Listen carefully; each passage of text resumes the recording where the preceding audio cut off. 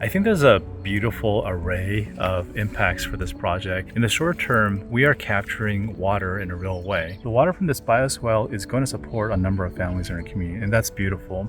A bioswale is simply a depression 2 or 3 feet deep that sits at the base of, in our case, Goss Canyon. The Verdugo groundwater basin is the source of about 50 to 60% of the drinking water for the residents in La Crescenta.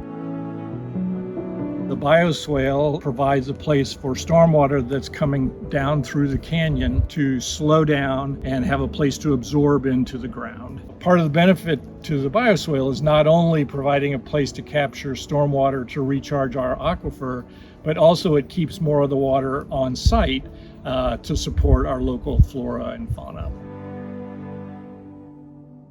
This project represents cutting through barriers that we all face, right? There's water rights, there's legal issues, there's red tape, bureaucracy, and these things take time, they're hard to fight through. But instead of being defined by what is restricting us, stepping outside that box and seeing who are our friends out there, what kind of assets do we have, and how can we creatively bring these things together? You know, if we look into the future and we think about the impact 10, 20 years from now, this is in perpetuity. Once we build it, it's always going to rain, it's always going to percolate into the basin. What we've done here in partnership with the Arroyos and Foothills Conservancy is to shape our destiny. I think the real value of this project is igniting that imagination, not only within our community, but our region and statewide.